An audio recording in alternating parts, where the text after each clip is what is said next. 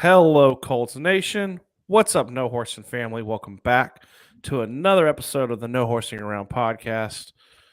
We're just two dudes talking Colts, and we're talking it live with you guys tonight. Hell yeah, man. It's always fun, Stephen, when we do these. We always get somebody new and we always get somebody old in these. So that's one of the funnest things about our live streams. We always get somebody from last year Herbside was in. It was like a year ago. We hadn't talked to him since then. He pops in. We had Fredro, who I hadn't seen in the chat before. He was just blowing up the chat, doing such a cool job. And then you get other people. You get some of those people that you get used to seeing in there. We had loyalists. Yeah, obviously it was great to have him on there because he was talking about the training camp that he was at that day. But I want to start off this topic right here for everybody who has hopped in. Looks like Frank Reich's going to play some starters, right? Like he's going to play the starters at least a quarter. For me, I haven't really had a chance to talk to you in depth about it, so I'm excited to hear your answer. But for me, I am so for it. We talked about it in the podcast with Derek from Bring the Juice last night. Even talked about it with the podcast with Kevin Bowen, honestly, on Tuesday. And I think we all were in agreement that something's got to change. Worst part about football is injuries, but it's going to happen. I think you still have to go out there and do whatever you got to do. Domo, man, what up, man? I'm so glad you're in here. You popped in quick. First person to comment right there, ringing that bell. Part of the No Horsing Around family. Super cool to have you hopping in here. Domo, what do you think about the starters playing the first quarter against the Bills? Steven, what say you, man? Where are you at with it? So I see both sides. You see a lot of people who are not for it because there's a lot of veterans on the team. You're talking about Yannick and you're talking about Matt Ryan and you're talking about, DeForest, Buckner, and all these different players, Stephon Gilmore, and they're seasoned, and you take two school of thoughts, right? You don't play them at all. I think the Rams did that a few years ago. They didn't touch the field during preseason, or you take the one where you give them reps. Man, I look at it like this. I don't know what's going to happen, obviously. You can get in there and play one set of downs and get hurt. But I do know, looking back at Frank Reich's tenure here, we are extremely slow starters. And we've never really played our starters in the preseason very much. You got it, man. So the very definition of insanity is doing the same thing and expecting different results. Yes, sir. So I'm okay with an idea behind it. Now, am I thrilled probably at the idea of like Matt Ryan playing an entire quarter? That maybe that worries me a touch. And then Domo brings in, everyone but Jonathan Taylor. I agree. I'm okay with JT not playing at all because he plays such a physical position that you do lend yourself to the idea that you could get hurt really easily. But man, what we've been doing leading into the season has not worked. So why not change it up and see if getting them to where they're not cold going into week one, does it help? It doesn't hurt to try. Steven Zach said he believes playing them in the first quarter, if not more. And this is obviously, it's a debate, and it's one of those hindsight debates, I call them as well. You go back into it and someone gets hurt and you say, see, I told you so. But you don't play football scared, right? Like you just, even as a young kid, you're taught you don't play football scared. And I don't think you do. And I think we hit on the definition of insanity, doing the same thing, these slow starts. You got to go out there and play these guys. You got to see what you got. You got a young wide receiver group. You know what you got with Pittman, but outside of that, you're going to have to see what you got there as far as depth goes. And I just think with what they've got coming in the next week, the Detroit Lions, they've already kind of made this prearranged setup where they're not going to play their starters really, but they're going to practice hard and they're going to kind of, spar during the week as far as that goes, which I'm all for that. That's just as good as a game, really, in my opinion, as far as getting them into game shape. But I think you got to play them as first game, man. And you got to live with whatever happens. It's unfortunate. It sucks. No one wants to get hurt. You keep your fingers crossed the whole time. But at the same time, if you look at the trajectory of, and Kevin brought this up over Matt Ryan's career, even after his MVP season, he was going out there throwing 20, 25 balls in the preseason. Mm-hmm. Peyton Manning played a little bit in the preseason as well. I mean, like these guys who are so big on timing, so big on rhythm, you feel like they got to go out there and get the juice going against other, other players. You also have to, from a team building perspective, you got to know what you got, Steven. Like our defense has been dominant. That's been the overwhelming trend in training camp. Really, they've won every single day. It almost seems like at the end of the day.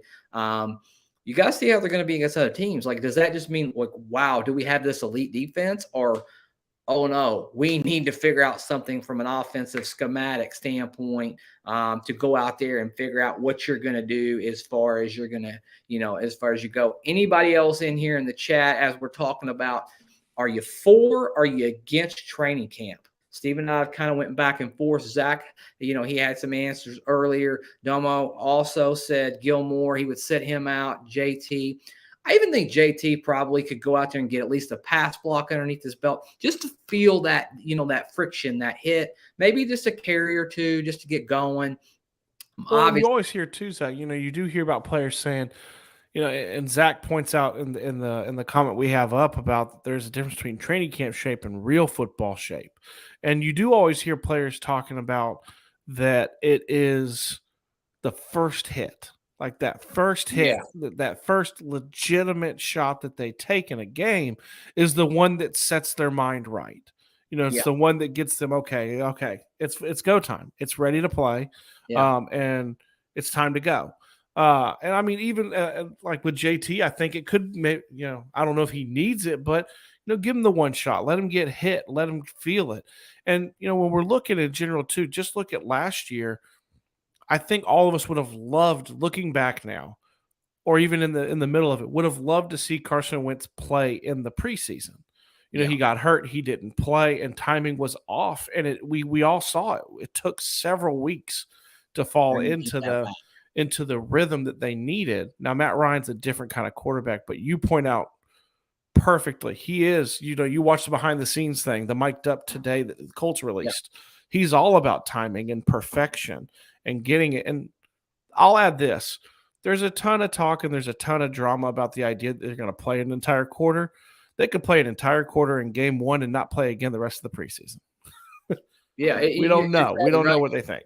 Also, want to point out Herbside's back again. He says, "Go Hawks." I don't know if I agree with that. Get that shit off there, Steven. We don't want no Go Hawks on. But we like Herbicide, and hey, man, I wish them the best of luck. We really this do. Season. We really do, and we love that guy. We give him a hard time every time he comes on, but we love that dude. Such a cool interaction. We would have never had a chance to meet people like that, and that's one of the things we love about doing these live streams and just these podcasts in general. We get to meet cool fans from other fan bases. And now, now I would consider them part of the No Horsing Around family. I really do. And, Herbside says, ouch, just giving you a hard time, man. Just giving you we love you. Hard time. So question for you. And Zach, if he's still in here, I'm really interested in Zach and Domo's just kind of thoughts on this young wide receiver group. Who's your number two? Like, who's the guy when the game's on the line, Michael Pittman Jr. is getting double teamed, and they already know we're going to him, right? Like they're, teams are not stupid. Who are we going to as our number two when it comes all down to it? Number two wide receiver. Oh, look at here, man. I got my wife that popped in here. Oh, I know. I saw that. I saw it out of the corner of my eye. I'm going to pop it up. I'm going to answer your question, but I'm going to pop it up. Look at that, man. I mean, right now it's Paris Campbell. That's how I look at it. That's what I think. I mean, and Domo agrees. This guy. Did Herbicide say Tyler Lockett? Are you guys looking to trade him? Who knows? But I'm agreeing with Domo. I mean, right now it's Paris Campbell. I mean, Alec Pierce, shocker, alert. He was listed as a starter on the initial depth chart that kind of got leaked today. But I think it's got to be Paris Campbell. He's got the experience. And I've joked in shows, and me and you have joked, there's a reason why he's still on the team. There's a reason why that you hear Ballard say how much he trusts him, and he looks good in camp again. I mean, it's been that way for 2 years. He's looked great in camp. Do want to take a quick second, not to cut you off, but my wife did say, you know, they got to go out there and take that hit. This is why I love her, man. Like, seriously, like, come on, you know, who's got a wife that knows this much about football? That's this guy right here. Anyways, just bragging on her a little bit. Zach goes off to say he thinks by week 4, Alec Pierce could take over, especially in fantasy, but he also kind of says Paris Campbell for now, and then he thinks it maybe could transition also into Ashton Dulin. Ashton Dulin has an incredible upside. Here's my only caveat, my pause, Steven, and I want to get everybody else in the chat. Does it bother you or make you a little bit nervous that Ashton's always making these big highlight catches, but what about the underneath? What about 3rd and 5 when I need a guy to run a technician route? Is Ashton Dulin going to get open? Like, that's what I want to know. I want to know, can he actually separate in that tight coverage? That's the question, and that's the only unknown. And that's also why, to tie back to our first question, why I think players like Ashton Dulin, Paris Campbell, Alec Pierce, you got to play them a little bit in the preseason so you know what you got in real game situations so you don't start off slow. Also, real quick before Steven answers, since we got several people in here, if anybody has Twitter and wants to just pop in here, they could put their face in here. They can do it audio. We'll let you come in and actually ask a question while we're doing this. We'll literally just share the stream with you in our DM, so you can just hit up Steven or I on Twitter. Steven, do we have a way of putting that up for them where they will know who to get a hold of on the Twitter? It's at Steven Burton 86. There we go. It's down at the bottom now. There you go. Or you can hit me at Colts Nation 365. I would go with Steven if you want the fast answer. If you want the slow answer, definitely go with me. And then Zach also says, you know, when Paris got injured celebrating last year, that was the last straw for me.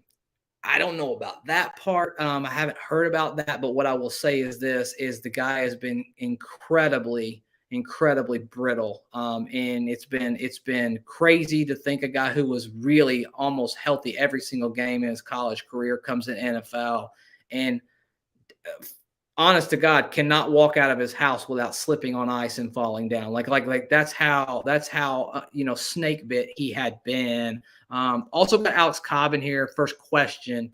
Let's pop that up right there. And then Steven, I'll let you chime in on that one. I've been talking for a good bit here. So, I mean, Alex says, for what it's worth, Foles had high praise for Dulin today. Said he can do things he's only seen a few guys do in the NFL. I mean, to answer that and then to kind of backtrack with Dulin, I'll say this, that, you know, it is well documented. Dulin was on my actual cut list last year. He's proven me very, very wrong. Yeah, I chose Desmond Patman over him. It is what it is. But I'll say this. And Zach, you can probably speak better to this because you were at the training camp practice and saw him in person. We as fans who aren't at the practices, all we see are the highlights, really. You know, you look around and for you guys who follow the channel, you guys see we post them too. But they're highlight grabs. You don't see a lot of underneath, you know, just methodical passes and things like that. So, I mean, for me, I'm looking at it going, I don't know what Dulin is actually doing in camp outside of the amazing grabs that he's had because they're not posting that stuff. As far as what Foles has to say about it, I mean, I would, if I'm going to be honest, I'd rather hear Matt Ryan say those things than Nick Foles potentially, because that's the starter. That's who's going to be throwing him the ball. But, I mean, do I think that Dulin has tremendous upside? He has shown that. What I've been hearing more and more from people is that they're viewing him as someone who's going to kind of plug and play into Zach Pascal's role. Like that's who they're going to look for him to kind of be like this year. And the receiver position in general is one, and Zach, you can correct me if I'm wrong, is one where you can find those diamonds in the rough very easily. You feel like, you know, Antonio Brown was a very late round. Pierre Garçon was I believe undrafted, wasn't he? He was undrafted out of Mount Union, or like 7th round. 7th rounder out of Mount Union. Something like that. So, I mean, you see these all the time of the ability for these late round undrafted free agent receivers to kind of take some time and bloom into what you want. I mean, I could see it. I could. And then to kind of, I want to circle with this, and I'll hand it to you. We'll go over some of what people are saying. Is I had not heard that Paris Campbell got hurt during a celebration. I think we were all trying to figure out where he got hurt. It was on that deep ball touchdown. I think it was against the Texans. Yeah. That Carson went through, and then he came up, like he got in the end zone, and then he was kind of done. I had not heard that it was any kind of celebration that caused the injury. Yeah, I hadn't either. One thing that Zach put had a point up earlier. It's a little bit down there in the chat now, but I didn't want to skip over. He brought up a fantastic point that Nyheim Hines is going to feel kind of that scat back underneath role. I will agree to a degree. But what I would say to that is when you're talking about crossing over the middle with linebackers, I don't know that Nyheim Hines is going to necessarily do that. However, what an absolute freaking weapon he's been, and the connection that he's already built with Matt Ryan so far. I mean, I hate to keep going back to it, but we had so much good content with that Kevin Bowen podcast we did on Tuesday. You don't throw 35-yard fade routes to running backs in the NFL. Like that's just not a route that a running back runs. So for us as a fan base, I don't know that we completely have been able to take in the talent that Hines has, but we are going to know this year exactly how good he is, because Matt Ryan, basically for his career, is just what the doctor ordered, man. I mean, honest to God. I mean, you want to talk about a guy who has touch, timing, and all of those things and can use him. I think Frank Reich really hesitated to use him the right way last year because he was just nervous that the guy who was taking the ball under center just couldn't make the right reads in some of those tight spot situations. It'll be interesting. I think that dude's going to catch a lot. I think Zach might have even mentioned fantasy earlier. That's your fantasy guy right there. Like if you want to get somebody like a late steal, dude's probably going to catch 75 balls as a running back this year. I mean, and I really mean that. I mean, I really do. He also asked, what games are you guys going to this year? Season ticket holder. So all of them. that'll be right here right now. I will be attending the Titans Colts game in Tennessee. Oh, yeah. He's going to be representing. Now, here's the question for you, Steven. Are you full Colts at the game on the road? Are you all the way going to dress all Colts? Or are you going to dress super casual for the game? Oh, I mean, I'll go ahead and admit, last year I showed up to the game in my Colts tennis shoes, a pair of jeans, my Carson Wentz jersey, and a Colts hat. So no bashfulness. The year before was one of the hottest games. But the winner go home game, I've gone to every Colts Titans game at home. My company is season ticket holders for the Titans. It's the one game that I get. And to clarify, it's a family company. That's why I get that. Yeah. But the winner go home game with Mariota, I showed up in Colts tennis shoes. Let's see, a pair of jeans, Colts T-shirt covered with a Colts hoodie, and a Colts vest with my hat. You learn real quick. We bash the Titans fans sometimes too, and I've learned living here that as long as you're not obnoxious, and it goes this way across, and it goes this way in Indianapolis. If you're not obnoxious, no one's they're not gonna bother you. We've had the season tickets forever, but I go full fledged. It's not like, I'm just gonna wear like a blue shirt. No. You guys see, like, I have different things every episode. I will be full Colts, and I want to say something real quick too. We'd be remiss if we didn't acknowledge that Herbicide has taken over the chat for this for the show, and they are actively talking about the Seahawks. I love it, and you got to give him credit. He said one of the most ridiculous things I've ever heard in my entire life, which was to play Hines like Deebo Samuels. Not even close to the same type player. Debo is a freak of nature. Nyheim Hines is a very small guy. I think he would be dead by week 5 if he played that style, that rugged style. Debo doesn't want to play that way anymore. To be fair, yeah. I mean, but yeah. Also, Zach, I'll be there at the Jacksonville game. Well, you're going to be at the Colts Jacksonville game week 2, so you're going to be on the road in Jacksonville representing. I mean, that's pretty cool. You know what I mean? If you're going to be out there representing, and Domo said he went to the Cincy Titans game last year too. So yeah. So there you go, man. That was a good beat down for the Bengals over the Titans too, to be able to experience and kind of watch as well as that goes. Guys, anybody in the chat who hasn't heard this, feel free to DM Steven over on Twitter. We've got it scrolling across the bottom. He'll be checking that every once in a while. We can bring you on the show if you guys want to just call in. You can use audio only where your face won't be seen, or if you want to show your face and show your love for the Indianapolis Colts, we'll also invite you on to this actual live stream. Oh, let's see. Just found y'all's channel this week, enjoying the content. I'm a Colts fan that lives in Houston, going to the first game of the season. Look at all of these fans representing us on the road. We got Steven, we got Zach, we got now we got the judge. I mean, come on. I mean, this is really, really cool. And also, welcome. I'm so glad that you found us. I don't know if you've ding the bell and hit subscribe. You've hit that subscribe button, but we would love that. I mean, if you hit that subscribe button and join our family, you'll get all of the alerts. We've got some really cool stuff coming up as the season goes, and we get into the regular season, even some of the preseason stuff. I think we're going to do some behind the scenes stuff that we've never done before.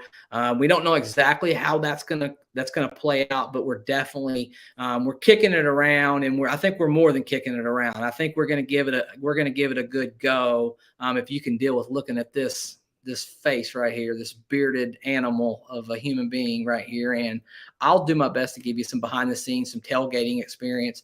We'll get into that as the season goes, but heck yeah, man, representing dude from Houston. Want to know this question to the judge real quick. How did you become an Indianapolis fan that lives in Houston? You used to live here, moved to Houston, or have you always been from the area? That would be pretty cool to know. Steven, question for you. I want to know, is there a player or players that you're most excited to see against the Bills this Saturday? So I would have said one until recently. I mean, if I'm pointing to who I'm excited to see, I mean, I'd probably go. I mean, probably Alec Pierce. I want to see how he does, how he looks, because he's looked so good in camp. But a position that I'm watching really closely, that I'm very excited to see multiple, is I want to see Ogletree and I want to see Woods. Ogletree has popped more during camp recently. Yeah. Woods is getting more praise now. Everyone knows how I feel about him, and he's come on a little bit more. I mean, he's bigger than Mo Alley Cox. They showed the picture of him standing next to him today at camp, and it blew my mind. He's huge. He's one I'm really interested to see. I want to see how he looks, because I've heard so little throughout camp about him till recently. Who do you guys want to see? You get it going in the chat. We'll talk about all of those guys as you kind of go through. It's a good one. I was going to say Ogletree as well, so I'm a little bit jealous. You stole that from me, so I'll pivot to another direction. How about give me some Nick Cross, man, a rookie. We'll just dive right in. We'll start talking about a little bit about that depth chart as well. I mean, that's impressive. He's a rookie. I know that McLeod's coming off of an injury, but I mean, he's already considered to be first team. He's going to get some reps out there, him and Blackman, and that's probably your anchors for the next foreseeable future. I mean, you probably got it locked down for the foreseeable future as far as that goes. But I want to see Nick Cross. I want to see how fast he plays. I want to see how aggressive he is. And I want to see if any of those guys on this defense is going to be much different. It's not as much about, taking the ball away. I think it's a little bit more aggressive and a little bit more disciplined, like good tackling, getting them off the field, not allowing as many soft, first downs and stuff like that. So that's probably, Nick Cross. It's just exciting to see the rookies, if I'm being honest. I mean, you see the young guys. I want to see Ryman play. He hasn't had a terrible camp, but he hasn't just been like overwhelmingly good. Looks like Matt Pryor, unless something really, really changes, it looks like Matt Pryor is probably going to win that left tackle position. And after all, we paid the man $5.5 million this year. So it's not like, he is definitely worthy of being on the field as Ryman kind of comes down that as well. I want to see those linemen just in general. I want to see what that depth looks like, especially that second wave. Eric Johnson on defense. Holy cow. It's a guy I'm excited about. He's got a really nasty spin move, but he's got a lot of speed to power. I mean, he can really, really, really, push guys back. Great backup. Let's just see. Okay, so his family grew up supporting the Cowboys. This is the judge. I don't know his real name, but I'll go with the judge because it's pretty damn cool to me. His older brother didn't want to follow the same team and chose Indianapolis. I looked up to my older brother and so chose the same name.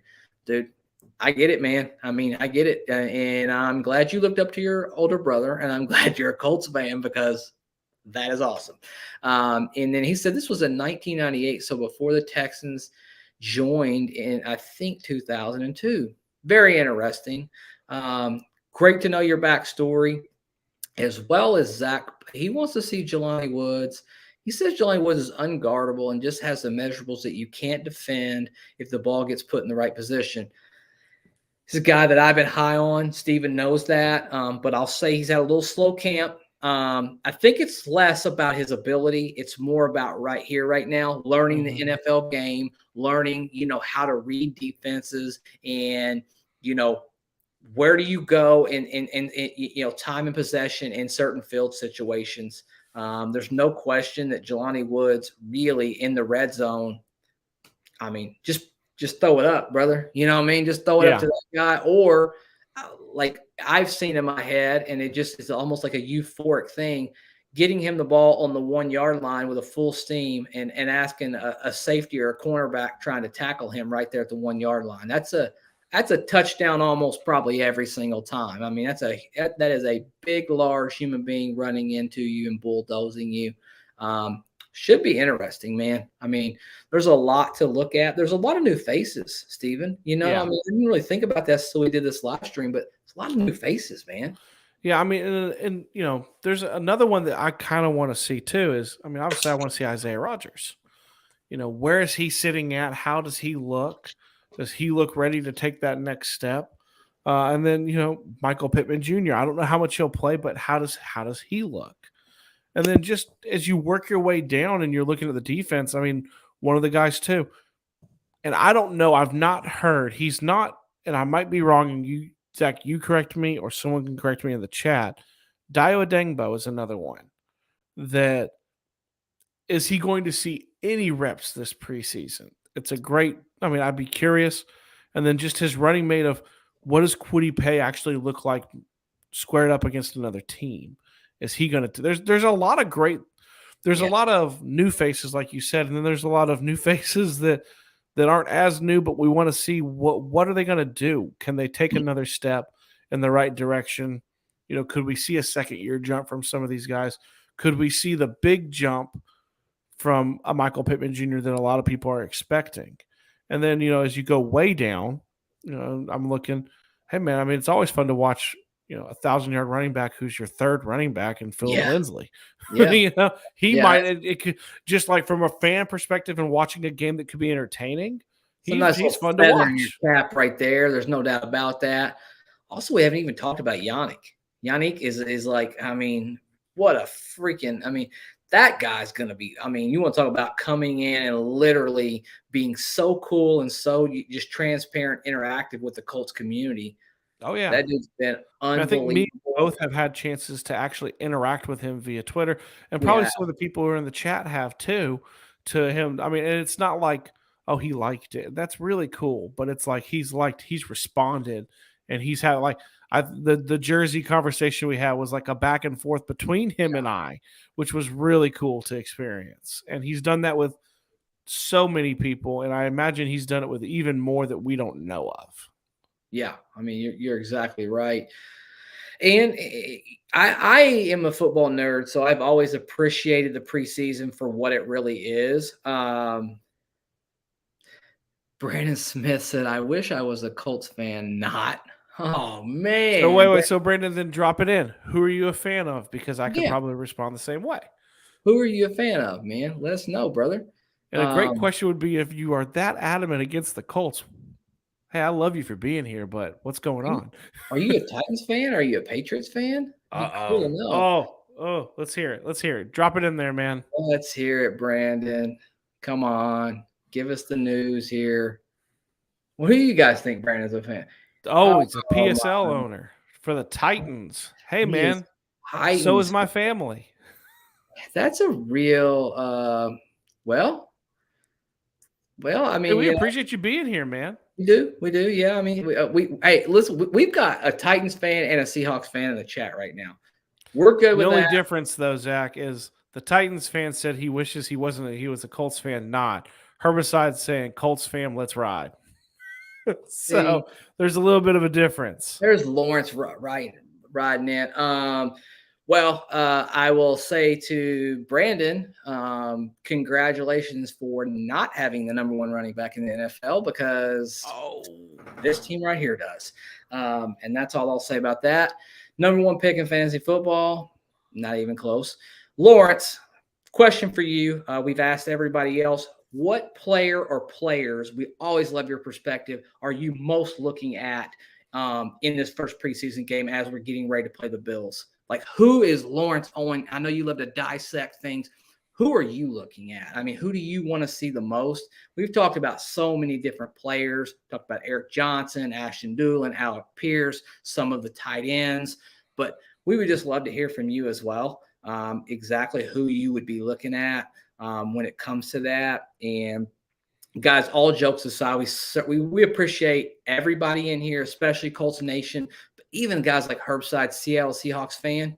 We also like the fact that Brandon Smith hops in. He's a Titans fan. That's what makes the NFL, man. That's what makes you passionate about your fan base and what you love.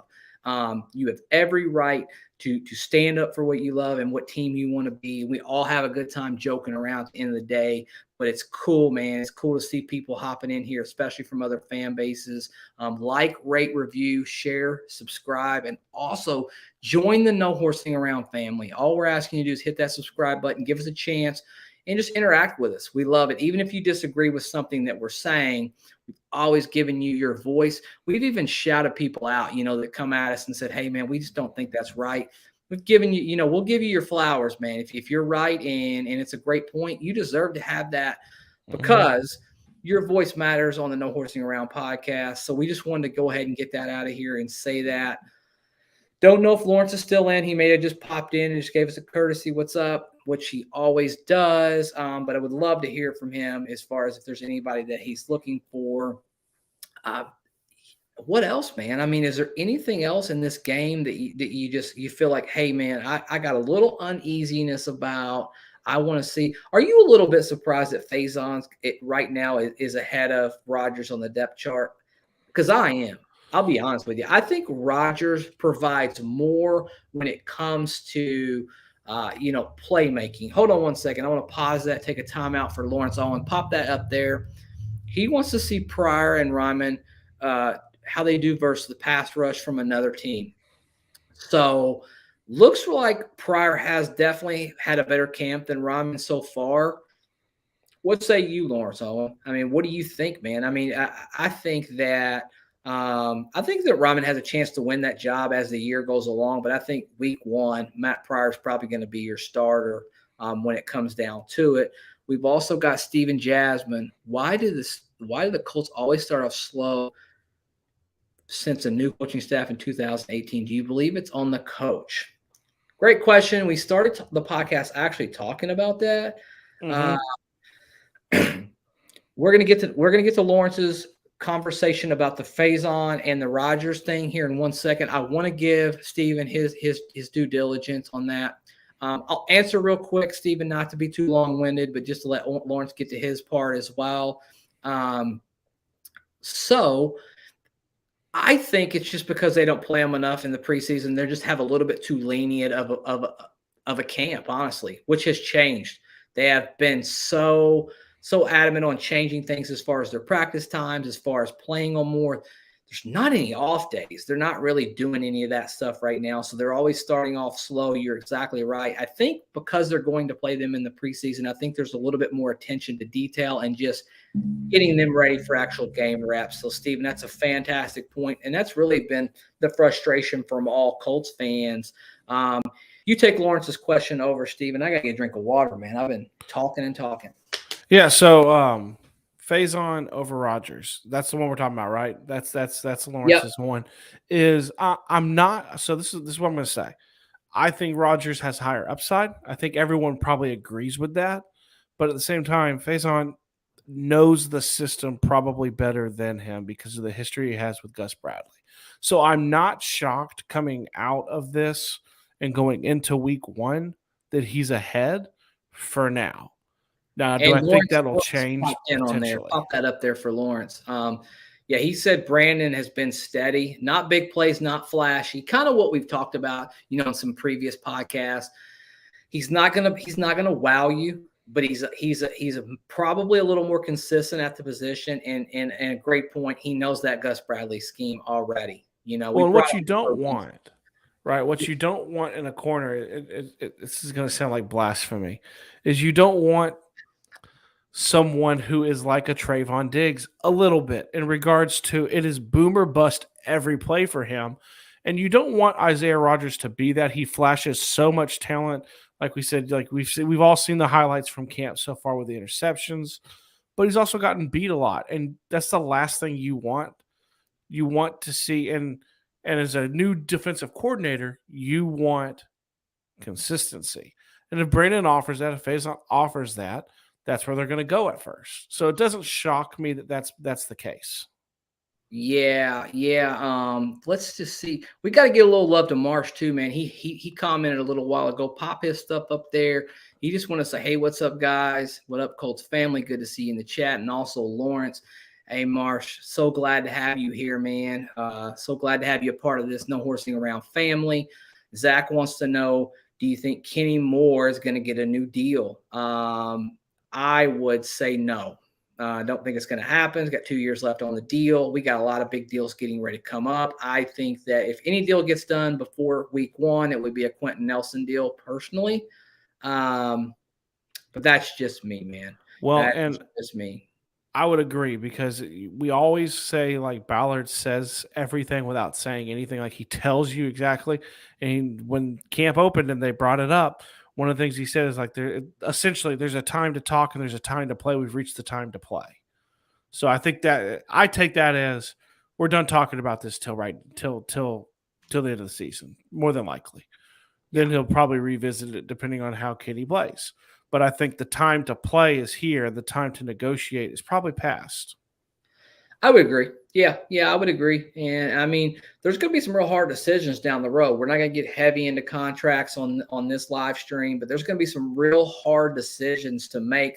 Because, I mean, you got to think about what if Yannick has a great season this year? Mm-hmm. Now you got another guy that you're going to have to try to sign on top of, Quentin. Then you're going to have Michael Pittman Jr. due for a new deal coming up. And you know what wide receivers are getting paid. So there's a lot to go on there. Lawrence thinks that Kenny gets his extension next season. Colts added a NCB to the depth chart as a show of respect and showing him they will pay him at some point. Okay, that'll be interesting, worth monitoring. There's no doubt about it. Marsh, always, we're so glad to shout you out as well. I mean, if you have not joined the No Horsing Around family, guys, we're asking you to simply just tap that subscribe button. We're so close to 1.5K. And that would just mean the world to us. That was one of the goals that Steven and I had before week 1 this season started. We wanted to be at 1.5K. We think we can do it a little bit faster than that now because you guys have got us we're about 17, 18 people away from making that happen. Around there. If you haven't done that, go ahead and do it. And let's see, most teams don't list nickel cornerbacks on their depth chart, but we did. So, yeah, cool. I would agree. I think Lawrence is making some really good points.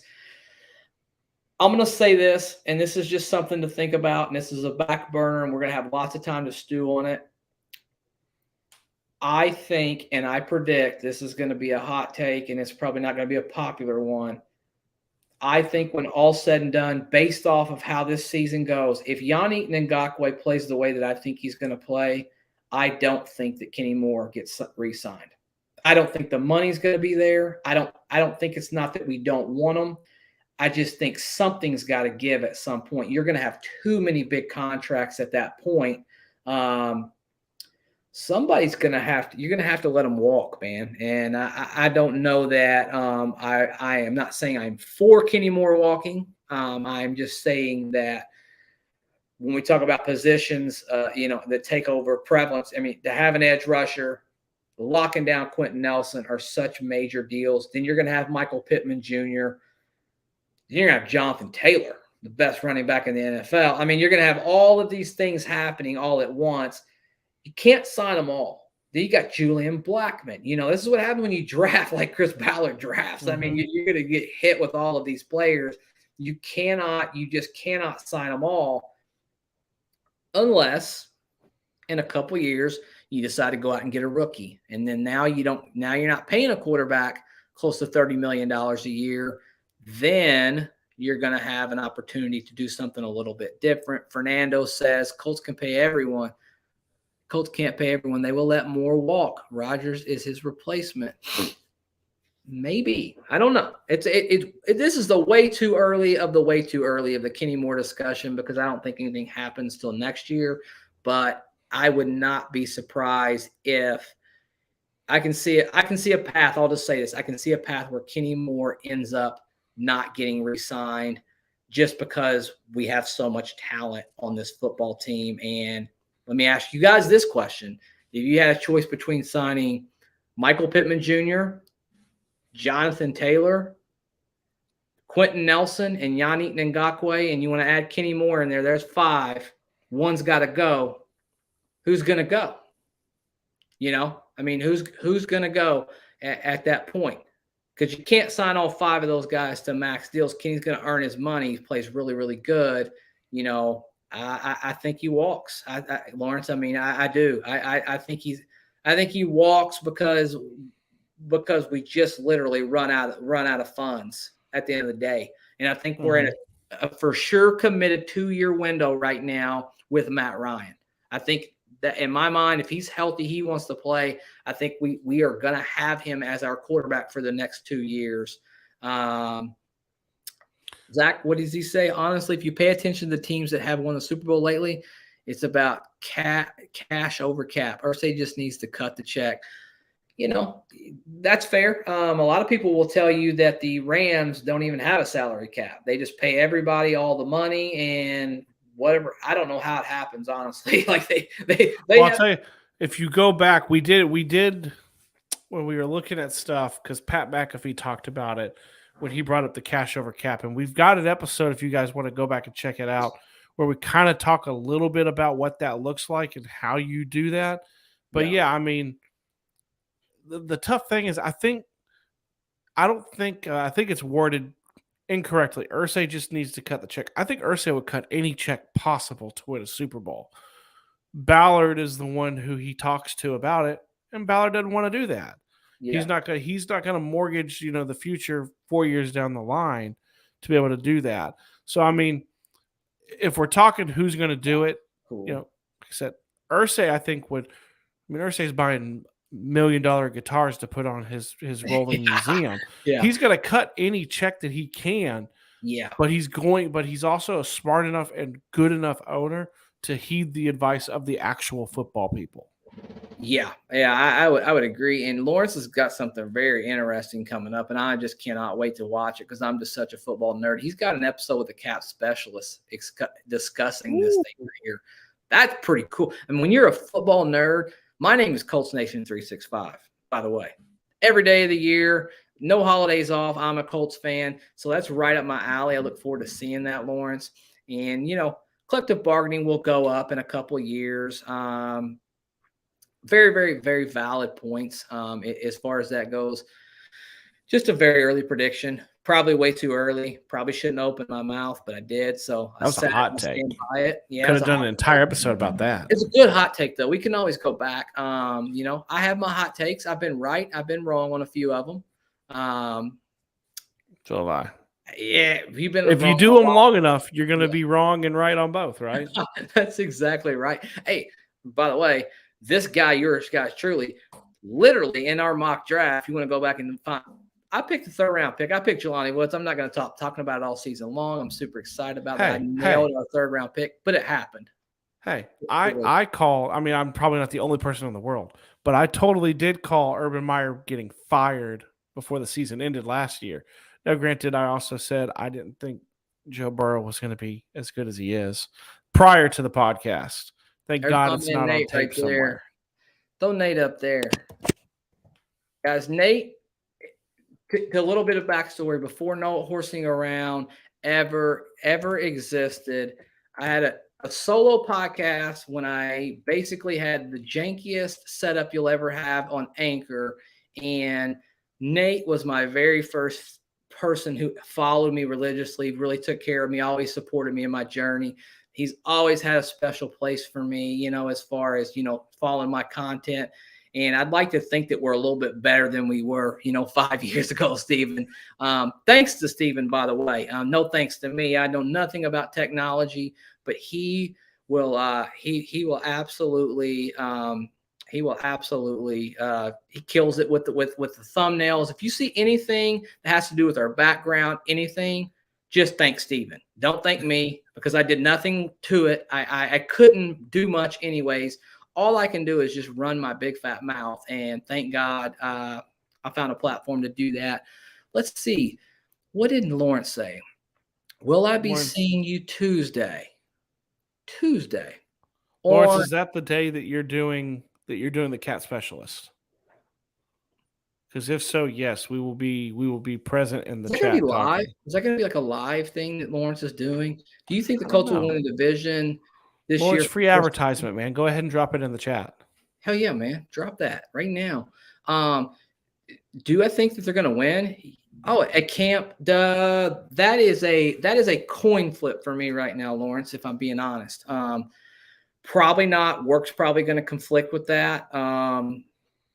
You know, could get a little tummy ache on Tuesday. You never know. You know what I mean? Could wake up a little bit sick on the wrong side. Can't say that live, man. You know? But I probably just incriminated myself just now when it comes to that part right there. Probably cone of silence. Probably won't be there. Would love to. But we'll see what happens. Zach asked about will we win the division? Yes, we will. I just believe it with all my heart. I think we're gonna win the division, and I think that's the recipe to get, you know, obviously to the playoffs. If you and then anything happens, you got this veteran guy. Guys, if we stay healthy, I mean, we have a real chance to make a run here. I mean, I think we are designed. If we get Shaquille Leonard healthy back in the back end of the season, maybe we go make a splash. I didn't ask Lawrence this question, and I'd be interested in Zach and Lawrence's opinion when it comes to this. Are you for or against signing a veteran wide receiver? Because I'm for signing a veteran and bringing one in. I just think you're a little too young right there on this team and win now mode. I think you're a little bit too young. Anybody else who hasn't commented or hasn't commented in a while, you pop in the chat as well, man. Are we for or are we against it? I'll tell you what, man. If we're talking about that, man, I go the fence. I really do. But if push comes to shove, I'm probably not for it. I think the money can be better spent somewhere else. And I love T.Y. I love the idea of OBJ. How dare you? But at the same time, I just, part of me sits there and goes, I truly believe this is one thing I do truly believe. I think the reason they haven't done it is I think they do believe that the veteran in the room that they need is Reggie Wayne. He gives that veteran presence in that receiver room. And also, when you start looking at the receivers that we do have, I know it's young. I know it's super unproven, right? But Paris Campbell, Alec Pierce, you know, I want to see what they can do. If they can stay, like, there's only so many balls, and I want to see what they can do. If we were to sign a veteran receiver, I feel like the only one that I would truly want that I think would accept the role that would be asked of him would be T.Y. Yeah. Pop up Wyatt and Nomadic Brian's comments when you show them a little bit of love. Super cool. They always support the show. I don't want to miss them at all. Wyatt had a conversation earlier about it. Wyatt wants to let the kids grow. And I get both sides of this argument. It makes sense on either side. For me, I just think that with this team in win now mode, I don't think you want to wake up week 3 and find out, oh my gosh, I don't have a wide receiver group that can compete. You know, I just find it hard. I just find it hard to have a guy that you can rely on. And you can't really say Paris Campbell because he's been injured so often. You can't go into the season and expect Paris Campbell to actually, hold up. Now, if he does, great. We are the happiest people in the world. We all know his talent when it comes to that. And then my man Nomadic Brian says he's leaning towards another wide receiver. I think you can bring in Ty. He still has juice. I'm just for it, man. I mean, I know. Now, let me ask you this. But that's it seems our chat is kind of split, just like we are. But I'm going to ask you this: we can't. I'm gonna piggyback on one thing. We talk about like Paris Campbell and not being able to rely on him for his health, right? And Yeah. I love Ty. We both do. Can we really rely on Ty with his health? And then let's go to the other side of OBJ. OBJ has not been healthy the last few years too. And there are multiple names. There are so many more names that we're not talking about. Those are the two hottest names that we always hear: is T.Y. Hilton and OBJ. But I'm telling you, man, like just like we're split, and you start reading this chat. If you guys are in this chat, it seems pretty well split down the center on what people want. Get Fernando Richards up there. And then let the judge have another crack up there on the screen after that. Fernando, he's all for it, but not Ty. I like OBJ. OBJ's probably going to play, what would you say, Lawrence? Probably 7 games, maybe 8 max. Lawrence likes Doolin and Kuti. I don't dislike those guys. Here's my only concern is we have so many big-bodied wide receivers, but who is going to catch the underneath routes? Who's going to be the real slot? Who's going to get that 3rd and 4 when and get the 4.5 yards to keep the chains moving? Who's going to run the technical routes, the double moves, the ins, the outs, the comebacks? Who's going to do all that? We've got plenty of guys that can go up and catch the football when you talk about 50-50 balls and just being physical, bully ball, stuff like that. We've got plenty of guys that can stretch the field and go vertical. I just don't know who catches the underneath. A lot of people say Nyheim Hines to a degree. He's not going over the middle, Steven, and challenging wide receivers. Like, he's not going to get blown up against these big-bodied wide receivers. Like, he's just not – he's not that physical, or his body's going to break down. When it comes down. Lawrence thinks OBJ's return is in October. We could use a guy who has playoff experience. Alex Cobb, throw him up there. I think, OBJ, Ty both have a little bit of playoff experience. I'm telling you, man, Ty's a different wide receiver with a good quarterback. He's just been totally, totally hampered by – and a lot of people have that argument, well, what about Phillip Rivers? Phillip Rivers, what was the only thing Phillip Rivers could not do? He could not throw the deep ball. And T.Y. Hilton is an expert in the deep ball when it comes down to it. Now, later in that season, they built a little bit of a connection. He was hitting him a little bit, and he was just saying, you know what, I'm just going to trust this guy. I don't know. I think Ty would be a good addition, a good veteran voice. His last year in the NFL, I wouldn't want to bring him back after this year, but I think he's got a little bit of juice in there. A name that got tossed up a little higher, Fernando tossed it out, that I want to talk about is Will Fuller. I don't think he fits the mold that you're talking about either. He's an over the top, and he's he has been. If you're talking about injury to OBJ and Ty and Paris, and Will Fuller has been injured almost every single season he's been in the NFL. So I'm not really. I don't like that one. Yeah, I would agree with that. He's more of the same. I want the slot guy. I want the slot guy. I want the Cooper Kupp, obviously not Cooper Kupp, but I want that guy who runs the who's a true technician of getting open underneath and just helps keep moving those chains while you're feeding Michael Pittman Jr., while you're feeding Ashton Dulin on those 50-50 balls, while you're throwing those post corner fades to Alec Pierce. I want that 50-50 guy. Zach asked how many catches will JT have.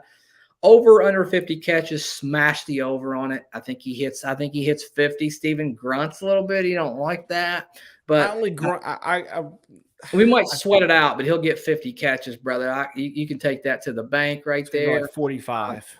Yeah. Oh, 45. Yeah. Like just right there. Oh, ye of little faith right there. Guys. I got him getting receiving touchdowns too. You know, we talked about that. I think I got him like 4, I think is what we settled on. Yeah, okay. I hear you, man. Try to make up for it right now. He's going to get 50 catches. I think he'll get 50 catches. I think our backs are going to catch a lot of footballs in general. Matt has always really hit his wide receivers out of the backfield. Let's see. Lawrence says he thinks I think the coach show they need another wide receiver in early October, then take a look at him. No one is going to sign him until he can do workouts, so he'll be there if we need him. Colts cut hits us with a little just a emoji. Little laughing heart emoji. Okay. We're all about that. How about Beasley? You come up with worse options than that. He's a little, I don't know. He might be a little bit past his prime. Now, I will say this. Fernando brings up a very good point. Kuti could be a slot guy. If you're looking for just an absolute diamond in the rough, he fits that mold a little bit better. Fun fact, Kiki Kuti has had his best 2 games in the NFL against the Indianapolis Colts. I was there. I witnessed it. It was unfreaking believable to see what he did against us. T.Y.'s proven he's wearing the shoe, sure hands, and must-have situations. Nate, my man, I will have to concur. I think I'll say this. If T.Y. comes back, plays a full season, I think T.Y. gives you 45, 50 catches, and that's all you need out of them. You don't need anything else because you have the other guys to do it. And also, as Dulin develops, because I think Dulin can develop into something more than what he is right now. I really do. I think Dulin can develop into – he's a physical presence, Steven. Like, if you watch videos, when it's a 50-50 ball, well, there ain't no 50 with Dulin in the air. It's usually 100, 0. He's ripping the ball out just about every single time. Super talented. I think he develops over time with a guy like Matt Ryan underneath routes, but I think right now it's not there from what I saw in camp. I was out there on that Saturday, that night practice, but definitely an explosive guy who can do some different things for you. Probably can run some end arounds for you as well. He's got a little something as far as that goes, but yeah, Fernando had a great point. And then the judge wanted to know about Beasley. We said a little something about him. I don't know. I don't know how much tread's left on those tires. He's played a lot of football and he's been pretty good. I mean, you could do worse than him. You could, but probably like the other guys that we've mentioned a little bit more. OBJ is kind of the move that you would make that if you feel like you're in a situation, hey, we are really, really good and we're just one player away from putting us over the top. That's when you probably make the move for OBJ. Lawrence had a really good point. And then Nomadic Brian. Ryan has had more success when you move options, when you have more options than up the middle. You need to be able to spread the ball. Very fair. I mean, very fair. These are all good points. Steven, you take over the chat. I got to get a drink of water, man. Well, I mean, and Lawrence brings up a great point because we've heard this more and more about the Colts carrying 4 tight ends because you've got Granson, you've got Woods, you've got Ogletree, and you've got Mo Alley. And it's very likely they carry 4, which means they'll only carry 5 receivers, is what Lawrence is saying. Pittman, Campbell, Pierce, Dulin, and then Cutie or Patman. Where is the room? It's a great question about with that. Because I think we see more and more that it's very likely that they do carry the 4 tight ends.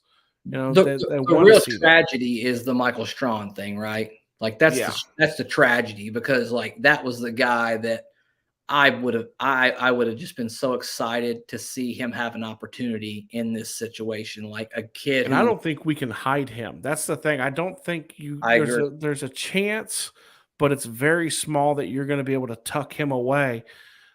I'm not saying he's blown anybody away last year, but I mean, there was a reason why we were all discussing him in training camp last year and how he looked.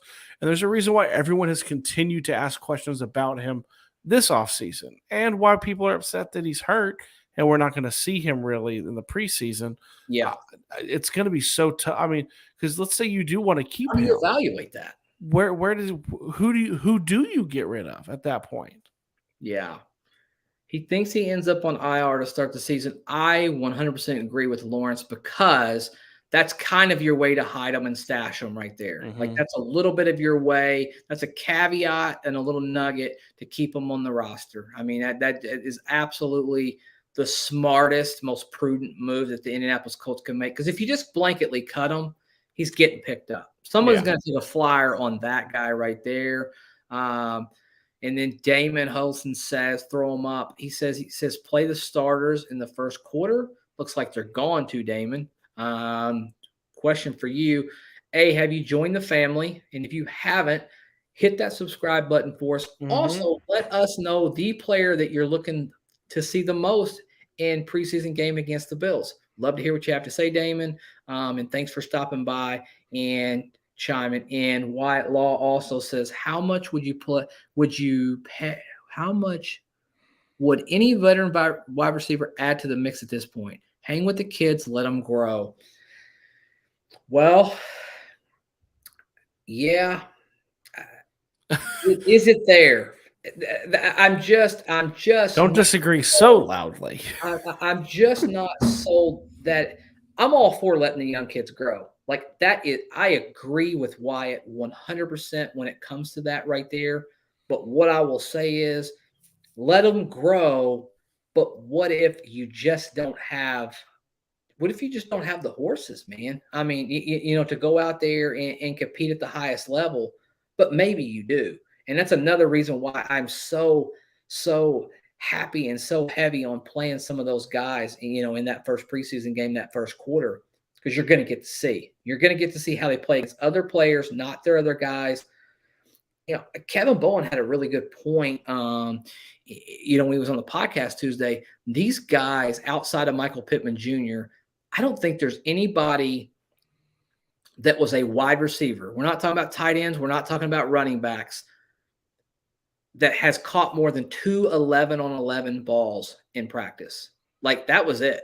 Like they've all spread out and they've all only caught a couple balls apiece. They've not shined an 11 for 11. I mean, they just haven't when it comes down to that. But that doesn't mean they won't. I'm not saying that they won't.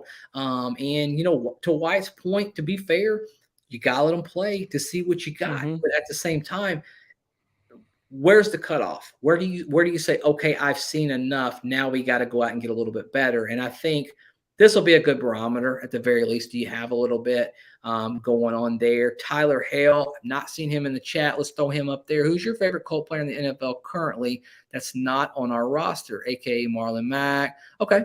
That's a fun question. That's a great question, by the way. I love when people give us kind of a unique question. So favorite player that is not on the roster,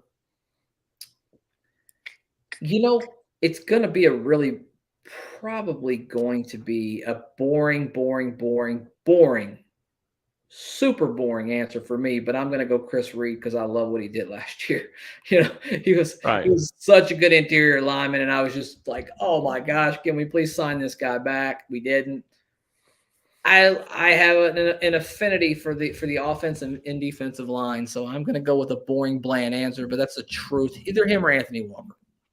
So, you talked to Anthony Walker. That's a great one. It's not Malik Hooker. I was a big fan of Malik Hooker while he was here, but he didn't do much. I mean, you gotta love Marlon Mack. I mean, him as a Colt and how he was last year, and everything along with it. I'm gonna go with a player that I really like on a team that we really don't. I mean, I do really like Danico Autry. I think last year he showed. Yeah. Why we probably should have had him, we should have found a way to pony up the extra, $1 million or $1.5 million or whatever it was to be able to keep him. So, I mean, he's definitely one. Yeah, I mean, I 100% agree with that.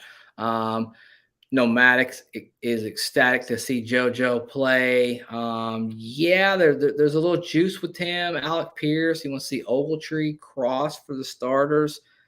We've mentioned them all. Couldn't agree more with you, Brian. I mean, I really couldn't. I think you've got some very, very good points. Um, yeah, it should be a fun one, Stephen. It's going to be exciting. It won't be just your regular game that you're used to. And we'll see. Guys, we're going to go about 2 more minutes on this thing. We've been going for an hour and 5. I think Steve and I are just about to be hoarse here in a couple of minutes, so we won't be able to even talk.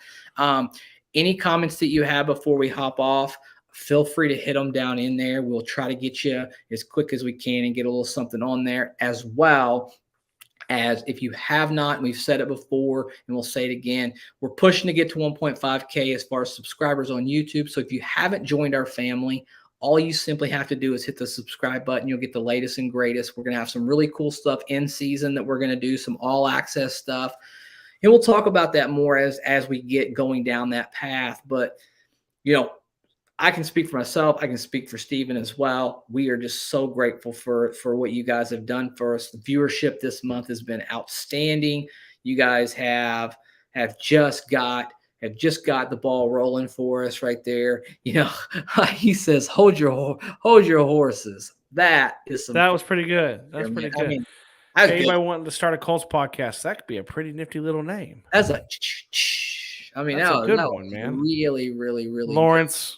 Thanks for dropping in, man. We appreciate you as always, guys, coming by. If you haven't already, go over and check out Colts Law as well. I mean, it's good stuff. He gives you some really in-depth things, and really takes a lot of time kind of doing research and diving into some of these really cool things, analytical. So if you're a football nerd like I am, Steven is, go over and give him a shot as far as that goes. I'm going to go about 1 more minute, Steven, and see if we get any more last-second questions, and then probably going to wrap this puppy up. Yeah. And I mean, and like you said, we got some really cool things that are on the horizon, stuff that we're going to tell you guys about coming up, stuff that we can't really talk about quite yet that's going to be kind of cool, that we're really excited about. But definitely, if you've not done it, make sure that you subscribe, make sure you ding the bell, make sure you join the family so you don't miss any of it as well. And look who's sneaking in here at the very end, our boys, Derek and Cody. There you go, man. Hey, thank you so much to those guys that, and I'll just say this real quick. I don't care if I go hoarse.